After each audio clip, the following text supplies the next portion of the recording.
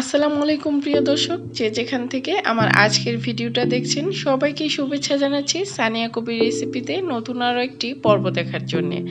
আর আজকের পর্বে আমি আপনাদের তৈরি করে দেখাবো দুধ পাস্তা। আপনার ঘরে যদি দুধ আর পাস্তা থাকে এখন এই রেসিপিটা ফলো করে তৈরি করতে পারেন, কারণ এই দুধ পাস্তাটা বানানো যতটা সহজ খেতেও কিন্তু খুবই মজার, আর বিশেষ করে কিন্তু বাচ্চাদের জন্য অনেক বেশি হেলদিও। তাহলে চলুন দেখে নিই কীভাবে দুধ পাস্তা তৈরি করতে হবে।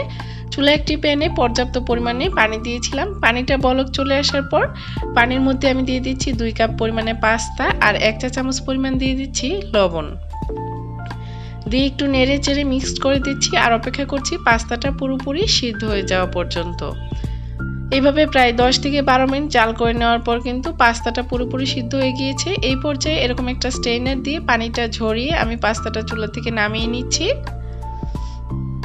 আর এই একই প্যানে এখন আমি দুধ পাস্তাটা রান্না করব। তার জন্য চুলায় প্যানটা বসিয়ে 1 চা চামচ পরিমাণ দিয়ে দিচ্ছি ঘি। আর এই ঘির মধ্যে দিয়ে দিচ্ছি কিছু ড্রাই ফ্রুটস। এখানে রয়েছে কাজু বাদাম, পেস্তা বাদাম আর কিছু কিশমিশ। আমি মিনিট 3 এভাবে নেড়ে চেড়ে একটু ভেজে নেওয়ার পর এই ড্রাই ফ্রুটসগুলো উঠিয়ে নিচ্ছি। এইভাবে ঘির মধ্যে এই ড্রাই ফ্রুটসগুলো ভেজে নিলে কিন্তু খেতেও ভালো লাগে আর খুব সুন্দর একটা ঘির স্মেলও আসে। এখন চুলায় এই প্যানের মধ্যে আমি দিয়ে দিচ্ছি 3 কাপ ঘন জাল করা দুধ। আমি আগের থেকে 4 কাপ দুধ জাল করে ঘন করে নিয়ে 3 কাপ করে নিয়েছিলাম। এখন এই ঘন দুধের মধ্যে আরও অ্যাড করে দিচ্ছি 1/4 কাপ পরিমাণ পাউডার দুধ। দিয়ে আবারও নেড়েচেড়ে খুব ভালোভাবে মিক্সড করে নিচ্ছি আর অপেক্ষা করছি দুধটা বলক আসা পর্যন্ত। বলক আসার সাথে সাথে আমি আগের থেকে যে পাস্তাগুলো সিদ্ধ করে রেখেছিলাম সেগুলো দিয়ে দিচ্ছি।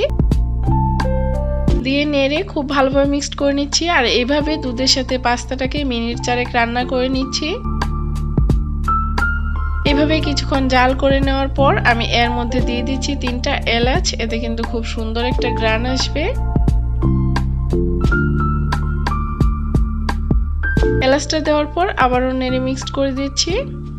আর এখন দিয়ে দিচ্ছি স্বাদ মতো চিনি। আমি দিয়ে দিচ্ছি 1/3 কাপ পরিমাণে চিনি। তবে চিনির পরিমাণটা আপনারা আপনাদের টেস্ট অনুযায়ী এখানে আরও কমিয়ে বা বাড়িয়েও নিতে পারেন। চিনিটা দেওয়ার পর এভাবে নেড়ে চেড়ে জালটা একদম লোতে রেখে আমি মিনিট 7 এই দুধ পাস্তাটা রান্না করেছি। এখন এর মধ্যে দিয়ে দিচ্ছি আগের থেকে ভেজে রাখা ড্রাই ফ্রুটসগুলো দিয়ে নেড়ে মিক্সড করে দিলাম। আবার একটু জালটা বাড়িয়ে দিয়ে পাস্তাটাকে রান্না করে নিচ্ছি যতক্ষণ না দুধটা আর একটু বেশি ঘন হয়ে আসছে। এভাবে কিছুক্ষণ রান্না করে নেওয়ার পর কিন্তু আমার পাস্তাটা প্রায় হয়ে এসেছে। এই পর্যায়ে আমি আগে যে এলাচগুলো দিয়েছিলাম সেগুলো উঠিয়ে ফেলে দিচ্ছি, কারণ খাবারের সময় এই এলাচগুলো দাঁতের নিচে পড়লে কিন্তু একদমই খেতে ভালো লাগে না। এই তো আমার দুধ পাস্তাটা একদম রেডি। এখন এটা চুলা থেকে নামিয়ে নিচ্ছি আর পরিবেশন করে দেখিয়ে দিচ্ছি দুধ পাস্তাটা দেখতে কেমন হয়েছে। দেখতে যেমন সুন্দর লাগছে খেতেও কিন্তু খুবই মজার হয়েছিল।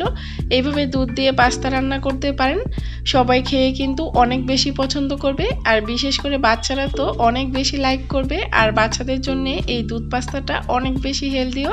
তাহলে আজকে এই দুধ পাস্তা রান্না করার রেসিপিটা কেমন লাগলো অবশ্যই কমেন্টস করে জানাবেন। এরকম আরও নতুন নতুন রেসিপি পেতে আমার চ্যানেলটা সাবস্ক্রাইব করে রাখবেন। তাহলে আজকে এখানেই বিদায় নিচ্ছি। সবাই খুব বেশি ভালো থাকবেন। আল্লাহ হাফেজ।